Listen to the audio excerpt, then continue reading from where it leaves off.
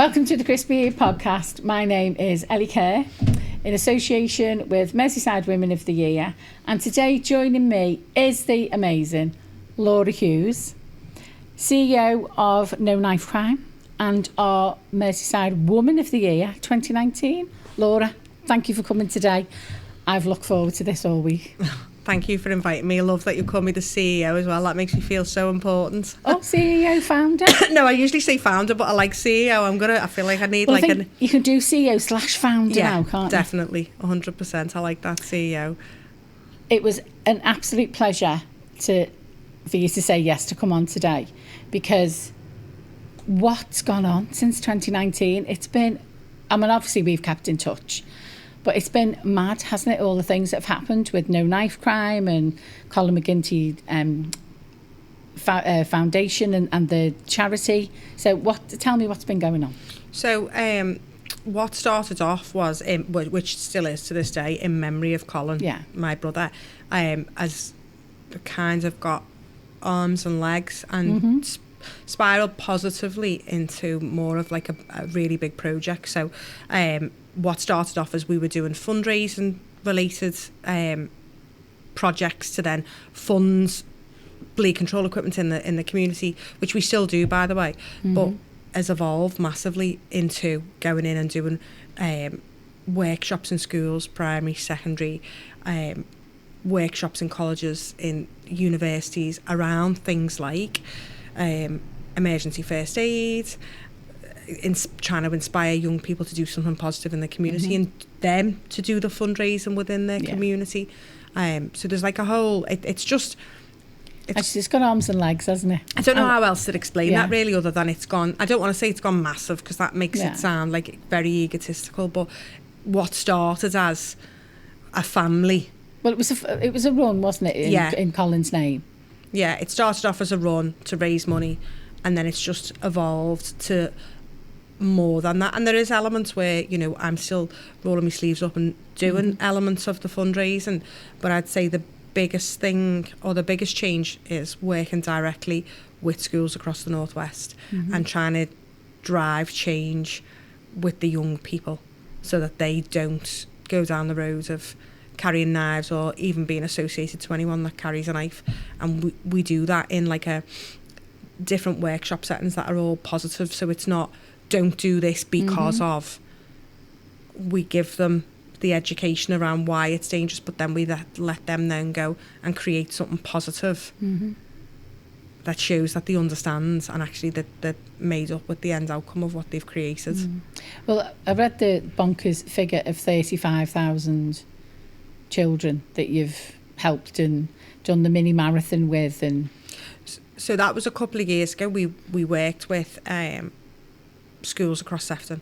So the majority of the primary and secondary schools across Sefton engaged in a project with us, which was a week of activity. And in that week of activity in April, we had schools, all these schools, in their school doing the mini marathon in school, which was 2.6k, either as part of a PE lesson or a standalone kind of thing. And then we had children from, I think it was 20 children from every school do a relay event. And that relay event, so if we look at an area, so Sefton's a big borough, isn't it? If we looked at Bootle, for example, the schools in Bootle did their own relay, the schools in Crosby did their own relay. And what that looked like is, let's use Bootle as an example. 20 children from one school in Bootle ran to the other school in Bootle, and their relay baton was a bleed control kit. Wow. So their message there was, the schools in Sefton are saying no to knife crime. They're standing together as a collective group of young people to say we don't want this in our community.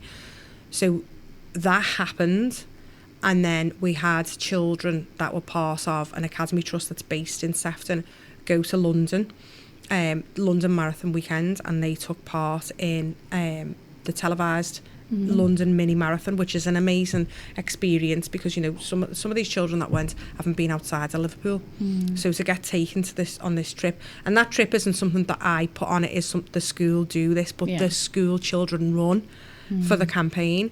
Because I saw them with the t-shirts on. It was fab. And then the next day the teachers put the money where their where their mouth is, and they do the London Marathon. So it's like a whole week of real positive action. But what happens with that is, as part of that project, there's an awful lot of schools. I delivered an assembly and a workshop to a lot of the schools that were part of that project, if you like. I couldn't get to them all because there were so many, but I did do something that was completely and utterly out of my comfort zone. I never want to do it again. Never, and I still to this day get absolutely annihilated for it. I pre-recorded a presentation so the schools could show it in their lesson, and lots of my friends are teachers, and there was one friend I couldn't get to her school, but she played the presentation in class, and for some bizarre reason at the end of when I'm doing this presentation, I finish it and go so my friends have screenshotted that, and every single time she uses it all the time, literally all the time. But it was, that was out of my comfort zone, but it meant that we reached so many young people, which was great. There was an element in that whole week which is like a real standout moment for me. The day of the the day of the relay event, so where we have these children running from one school to another, I'd hatched a plan with my dad about how many schools we were going to try and get to and how we could support, which was, by the way, like the Krypton factor, trying to even organise that from a timer perspective, logistically. And no matter what I did, my dad was like, I don't think that's a good plan. Pulled together a plan, and we got to a school. I want to say, I can't remember if it was Lanza Road or St Elizabeth's. I want to say it was St Elizabeth's. And we pulled, which is in Liverpool, and me and my dad pulled up, and you could just hear the roar from these kids. Not because we'd pulled up, because when we got to the school, the whole school were out in the playground. The school had put on an ice cream van had come, so it was a nice day. All the kids had ice creams. They were waiting for the kids that were coming from the previous school to arrive, and then for their kids to go. Wow. It was the best thing I've ever seen. I mean, all these kids had made posters. I got there and I couldn't really speak, and I looked at my dad and he was crying. And he said to me when we got in the car, I see why you're so driven by this. And I knew exactly what he meant, because for them, as in my mum and dad, they've lost a child. Yes. I lost a brother. They've lost a child. Yeah. And I appreciate that as a mum myself. Yeah. So for me dad to witness something so positive, and it's a doom and gloom topic that's got a real horrible narrative to it, but to see real positive action, all these kids in Colin McGinty t-shirts, he was like, this is incredible. But the end outcome to that, which is brilliant, is all those schools that took part, we raised enough money that means that every single one of those schools have got bleed control equipment on their school. So I think what that sends as a message to the community is we're a real safe community. We're not sending out a message to say we think this is happening in the community. What we're saying is we're well resourced should anything ever happen. Same as defibs, we're not saying someone's going to have a heart attack on your doorstep, but if you know, happens, if they do, we've got the equipment. We're ready. So when I drive around Sefton, like I'm going to Harrison's football tomorrow, and there's actually a point where there's 3 schools quite by us, like really close to his football training, where there's a bleed control kit within a stone's throw of each other, and I get a sense of pride because I'm like, that's amazing. I cannot take credit for all that. I would love to. I'd love to say it's all me, but it's not. I play a part in that. There's somebody who is a big part of the campaign who really drives that activity specifically with those schools. But what's happened on the back of that in Sefton, a mum from Sefton who is a teacher in a school in Fazackley saw what we were doing and was like, we want to do that. We need that. We're not part of an academy trust. We're part of a learning network. So it's a bit harder to navigate, but can we replicate that? And I was like, absolutely, which is what we did. I think last year, it was last year. But the point of difference last year, although there was less schools, we made it, I want to say, a little bit more inclusive in the sense that you don't have to be a runner to take part. We had kids designing a t-shirt for the runners to run in about what the campaign meant to them and what message they wanted to put out into the public. So every school that took part designed a T-shirt. Then we chose a T-shirt design, and then we had the relay event. And we're now with that cluster of schools, because some of these schools do already have bleed control equipment. What they want to focus on is the fundraising money that they've raised, paying for first aid specifically in those schools, so that the kids know what to do with the equipment. Because again, that's a life skill, isn't it? Yeah. If you train them, not just around, bleed control kits and stuff, but if you train them around first aid, that's a great life skill to have. Well, you'd be surprised how many people don't know what to do. I didn't. I didn't know. I did not know, and I won't go into like the graphic side of it, but it's basic first aid of what to do. One, about keeping yourself safe first and foremost, down to if you see an incident, ringing 999. Lots of kids don't know it's 999; they think it's 911, which still gets you through to the police anyway. But just the basic things like, is it safe for you to intervene? 999. Put them on loudspeaker. This is what you're looking for.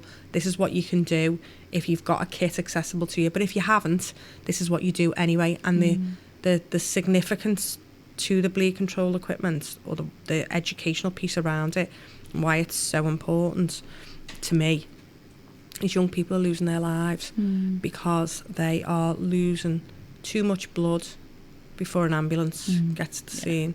So it can take 5 minutes for you to lose enough blood for your heart to stop, just from a single stab wound, and it'll take 10 minutes for an ambulance to arrive. Yeah, and it's gone then. It's a bit like the defib concept.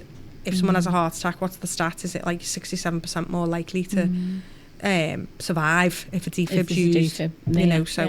I see it as the same, not copying, but I see it as the same. No, but it's an essential piece of equipment, isn't it? It is, in an era that we're living in when knife crime is much more prevalent than it ever has been. Yeah. Very sadly. Yeah. But this all started with you running a marathon as well, didn't it? Or get to run a marathon. Yeah, so it's... And the London Marathon. It started with watching my husband, who's the flukiest person in the world, doing the Great North Run. I was looking to do something for what would be Colin's 40th birthday. Having a ball or a fundraiser, I just didn't... It didn't sit with me. I thought, a load of people in a room, alcohol, dead sad. No, it just didn't sit with me. So I thought, what? And I couldn't work out what we were going to do, but I knew I wanted to do something. And I watched him do the Great North Run, and he rang me up and said, put the telly on. I thought he was going to be winning it. He wasn't. I was oblivious to running at that stage in my life. I didn't. I used to do yoga. That was it. And the whole message was about getting inspired, and I thought, that's what we're going to do. Because all my brothers were very, very sporty. I wasn't. So I rang my friend who's a fundraiser and said, I'd like to do this, what do you think? And she steered me in the right direction, basically. Yeah. And then I spoke to my brothers, who, after they laughed, because they were like, you won't be able to do that. And I was like, I'll have a go. I thought it was just going to be us. And I did the Couch to 5K, which is up there as one of the hardest things I've ever done in my life. I remember going and buying my first pair of running trainees, and I was like... But on the day of the actual fundraising event where we were doing this half marathon, we had over 100 people take part. And that, for me, I was like, right, we're going to raise a few quid here, which we then were able to do something positive with. I could physically see an outcome. And then from there, I mean, I did think I'm never doing that again. But then our charity partner gave us places to do a London Marathon. And I thought, if we're going to do it, let's do it. Let's go for it. So we work with schools to design a costume for us to run in. Absolutely oblivious myself to how hard it would be to run a marathon, let alone run it in costume. And like, for context, my eldest brother, who was a good runner, has never ran a day since the London Marathon. As you know? No. He said to me, he didn't really train for it because he thought he'd be able to do it dead easy because he knew he was running with me. But that meant that he was going to be on his feet a lot longer. The next day, he was working in a school at the time in Birmingham. He was getting the train straight from London, and he couldn't walk properly. And he was like, do you think I'll be able to get like a disability pass to get on the train? I was like, absolutely not. No. Couldn't even get his shoes on properly. But But we had a good time. It was very, very hard. But again, we were able to raise a significant amount of money, and then we were able to buy bleed control equipment with that money. And we donated, I can't remember the volume, what we donated, but we donated X amount to organisations in Liverpool, X amount to organisations in Lancashire, and X amount to organisations in Manchester. Every single one of those things has then had a spin-off. Like in Manchester, we donated equipment, and I got a random phone call, and I've worked with the police on that. So there's equipment that's been put up across Rochdale and somewhere else. Someone in the fire brigade spotted what we were doing. Never met them in my life, and has decided to do something, and has actually got bleed control equipment up on loads of fire stations in Greater Manchester. And it's also on Merseyside. You've been working with Merseyside, haven't you? I donated equipment. I just donated 2 kits to Merseyrail for the train stations in the area that I live in, because there was a bit of antisocial behaviour around one of the train stations years ago around Mischief Night, and I said there was something I'd seen on social media, and I went, I would like to give you this for peace of mind, just so that you've got it there. And they looked at the concept of it and were like, this is a no-brainer to have across all of the network, which is what they've done. So every train station across the Merseyrail network, there's bleed control equipment now. I mean, we've got a good relationship with Arriva. The dream would be to have equipment on not only in every train station, but also on every train.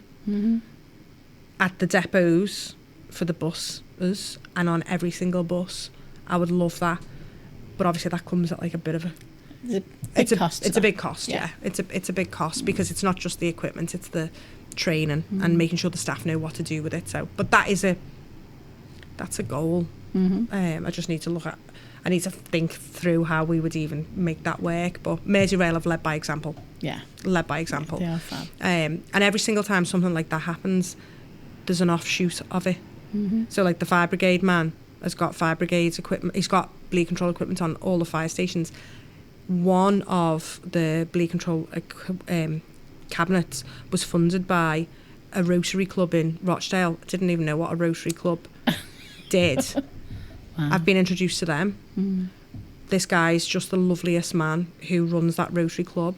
Has asked me to come and speak at one of the Rotary club board member meetings. I know what the Rotary club does now, that I've looked into it.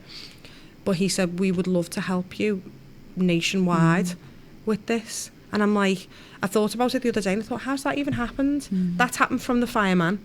The fireman's happened because of... I can trace it back. Yeah. So when you do one thing, something else happens, which is why I say I can't take credit for all this. It might have been instigated, the first bit. Yeah, but every captain needs a ship, doesn't it? So, you know, it's all right saying that you know, there's always lots of people that help. But there has to be somebody with the vision, with the, right, this is what we're going to do, with the strategic view.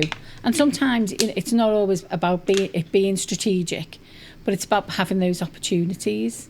Yeah. So some of the 4 questions that, 4 pillars for me, I would say, and especially on this podcast, is a network, information, money, and self-belief. So out of those 4 things of network, information, money, and self-belief, would you say resonates with you, considering where you've been on that arms and legs? And I think right now, it's just come to me, it's network. It's network. You do something good comes. More good things come. The more people that you know, the more paths that you come across with somebody. You just don't know where you're going to meet them or need them more later on in life. But also I think self-belief.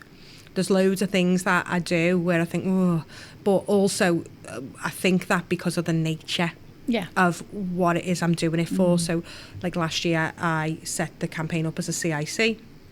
I've been thinking about it for a very long time, but I've not had the motivation or drive to do it because I've not had that real need to do it.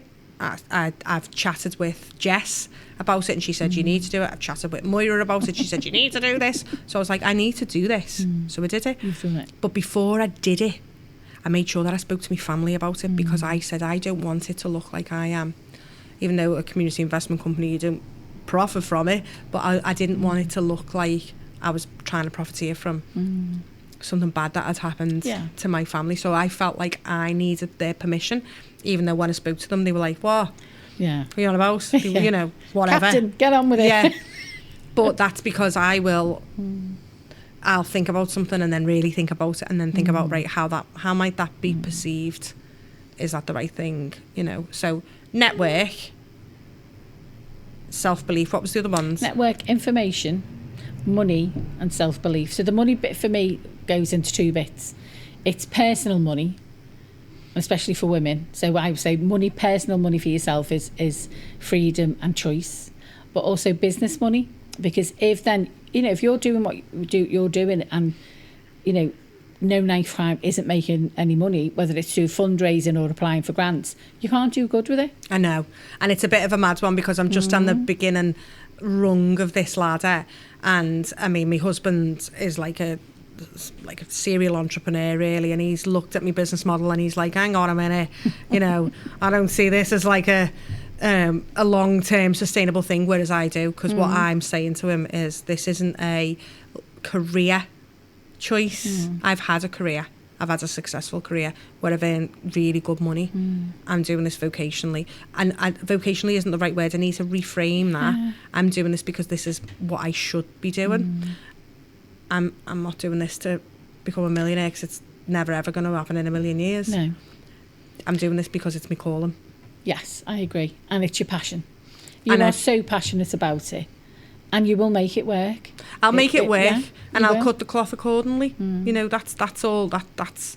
It was when I said to him the other day, I can't take a wage out of this for like 12 months. He was like, well, what are you going to do then? Yeah. I said, I don't know. I'll figure that out. Come on then, you mister. Step up to the plate. I know what I'm going to do, and I've got a plan, and I've got a plan, and as long as I've got a plan, and that plan can change slightly, there's wiggle room in it. But I feel like I am in the exact right place I need to be. Yeah. And I just need to say yes to opportunities and see where this path leads me, because the end outcome is it will reduce young people from doing dangerous things. And that's what I need to just keep thinking. And that's the positive side of it, isn't it? Because you don't want other families to go through what you've been through. But the accolades have come, haven't they? So Pride of Britain. Yeah. BBC Making a Difference Award. Yeah. Lord, you should be so proud. I know I am. I'm so proud of you. It's a bit of a mad one, really, because, like, it's great because it's credibility. Yes. And people listen to you when they feel like you're credible. The Pride of Britain was amazing, but it was bittersweet. It was amazing. I'll tell you what was amazing was seeing my mum. So my mum, apparently it was my mum that nominated me and someone else. My mum and dad were in on the when I wasn't told I was the winner. It's all like a big surprise, and actually it was crafty because no one gets away with anything with me. Nothing. I'm onto everything apart from this. So they come and do an interview in your house, and then they'll say they'll be in touch if you're the winner or not. And then if you're the winner, you're the regional winner. You then go to the Pride of Britain Awards in London, where there's a national overall winner. And I hadn't heard anything, and I was like, oh, okay. And I was going to do a school assembly in Monkstown Primary in Norris Green, and that was the day I was meant to hear. And I hadn't heard, and I'm a bit like, if someone says they're going to ring me at 9 and they don't, okay, what's going on here? And I got to the school, and that morning I was destroyed. At the time, I was doing my job and still doing the campaign, and I think I was training for something, so I was knackered, and the decision was made whether to have a coffee or to put makeup on, an extra and I went for the coffee. And I'm guessing that was a big mistake. Oh my word. So I start my assembly, and then I can just hear like a commotion behind me, and I went and looked, and there is the presenter from ITV who comes in, like, does this, you've won. This was at the beginning of the assembly. Then my mum and dad come in behind. So I was like, my mum and dad and the ITV had orchestrated this with the school. The school knew. They were all in on it. The kids were all in on it. I didn't even clock on, because I was going to do a year 6 assembly. It was the whole junior school. So the hall was rammed. rammed. But I didn't think. I didn't think. I got there in a fluster, and I was like, oh my God. But I still had to do the assembly afterwards. Oh, right. I still had to, and I had to get me thoughts together and, you know, crack on kind of thing. Wow. That was brilliant. The event was amazing. So at the In national, London? the National Pride of Britain award winner for a fundraiser was a guy called Manny Singh, who does incredible work for Dementia UK. Just selfless boss guy, lovely guy. Wholeheartedly deserved to win it. Watching my mum at the Pride of Britain Awards was amazing because the whole experience from start to finish is incredible. And you're told, like, there's going to be loads of celebrities there. It's down to you to go and speak to them. They're there to support you. That's not my vibe. Yeah. It's my mum's vibe. She was having a glass of wine with Kat Deely. She went and spoke to Keir Starmer. She had a word with Gordon Ramsay. I was mesmerised by Chesney Hawkes, so got a selfie with him. But also, I'm a bit of me and one of my best mates are Twilight fanatics. Have you seen the movies Twilight? Yeah. So you know the Volturi, the baddies. Oh, yeah. What's his name? Michael. Don't know. He was there. Oh, my word. So I'd had a few drinks by that point, and I was like, "You saved Bella." I got a selfie with him, but that was it. But it was bittersweet because it was an incredible experience, but very draining because we were sat on a table with lots of like-minded individuals who are all doing incredible work on the back of losing a child or a sibling. Like, I was sitting next to another anti-knife crime campaigner whose son was murdered. I mean, it's a terrible story. Again, very similar. No connection to any crime. Wrong place at the wrong time. Just a lovely family. And the dad is leading on the campaign. And I spoke to the mum, who she just looked like all the joy being sucked out of her because they're in the such early stages of grief. She's got a daughter who's the same age as how I was when Colin died. So I was saying, if I can help your daughter, and we've kept in touch to a certain extent afterwards. But the mum sent me a message saying, chatting with your mum gave her hope. And I thought, but I was ready to go because my mum wasn't. There was an after party. Geraldine was ready to stay. Your mum was staying. But I was quite exhausted mentally. It's emotionally. I couldn't stop crying. Yeah. Done all my makeup. I couldn't stop crying. Because it's mad to see that. I don't even know how to put that into a box, but so many people do so many boss things.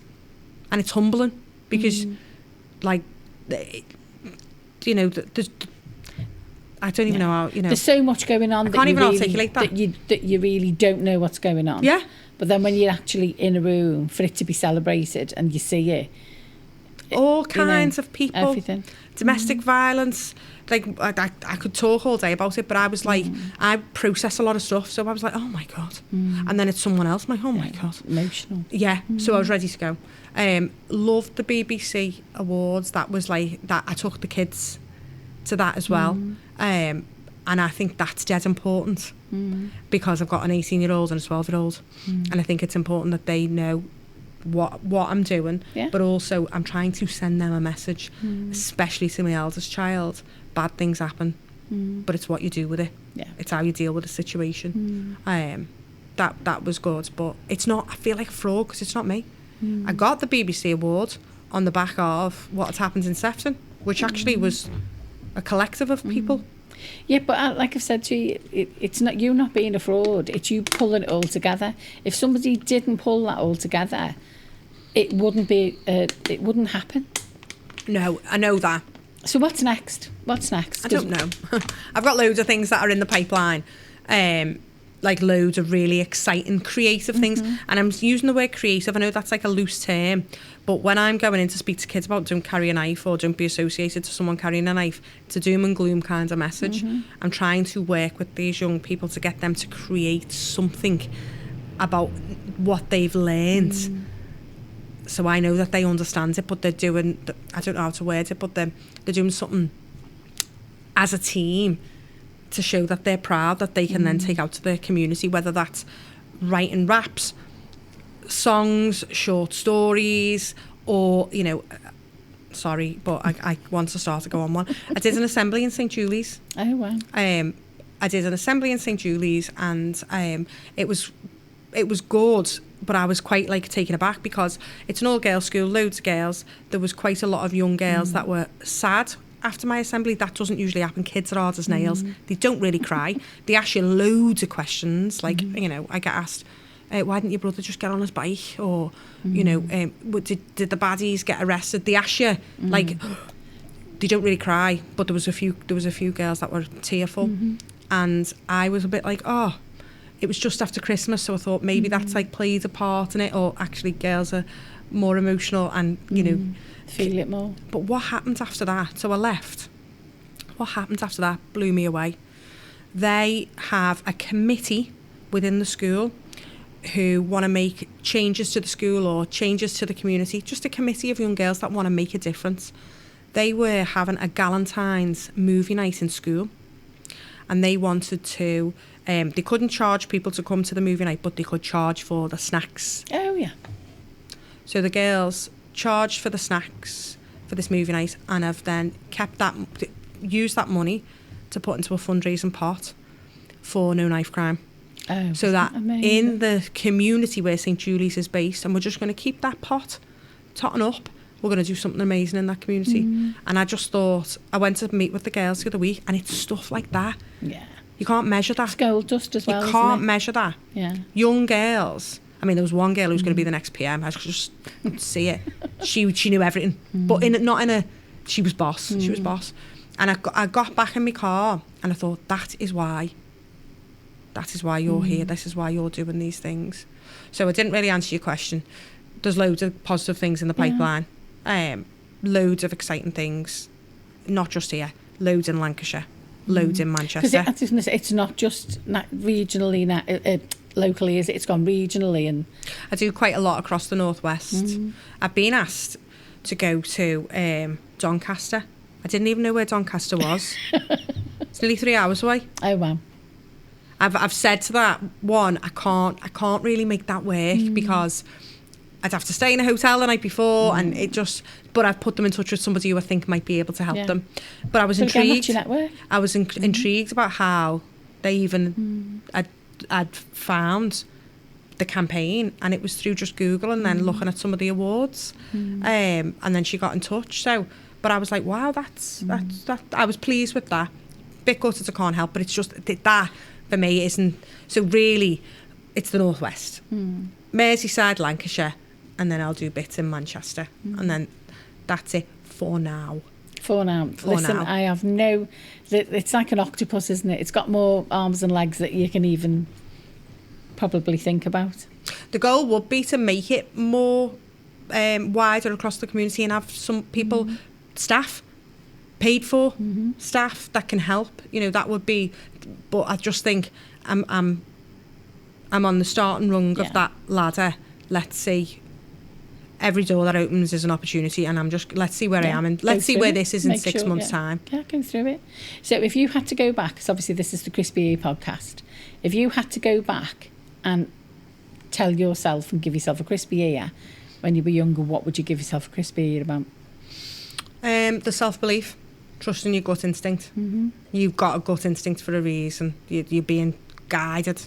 But I do trust it a bit more when I'm older, but there are certain things where I'll just hold off for a minute, and then I think, oh, do I do that, do that? And then you ask people's opinion, and then that can change you, whereas you've just got to trust yourself, which is what I'm doing right now. What's the ultimate last thing that you want to get in the next 12 months? Or happen? To be sustainable. To be sustainable. To have funding, because that's a whole job. That it is. It's a whole job. Understanding the logistics of it all, and having a funding mechanism behind the CIC where it can deliver these sessions in schools for free. So that financial element isn't an obstacle, because currently there's two ways school will commission the No Knife Crime campaign to go in and deliver, whether that's emergency first aid or whether that's a different version of a workshop. We do about 5 different workshops, or I deliver that in that school for free because I've got funding behind me. So sustainability, that's what I want for the next 12 months, definitely. I have absolutely no doubt, without a shadow of a doubt, that you'll make it happen. I really don't. You're so driven, so passionate, but also it's so positive. It really is. But Laura, we're nearly out of time. And I can't, the time, I wish we had like another half an hour. Doesn't it go quick? Yeah. Thank you so much for coming today. Thank you for I've really inviting me. enjoyed it. And it's great to see exactly where things have changed and moved on, and such a positive outlook for the future. So thank you. Thank you for coming. inviting me. Pleasure. Loved Thank it. you.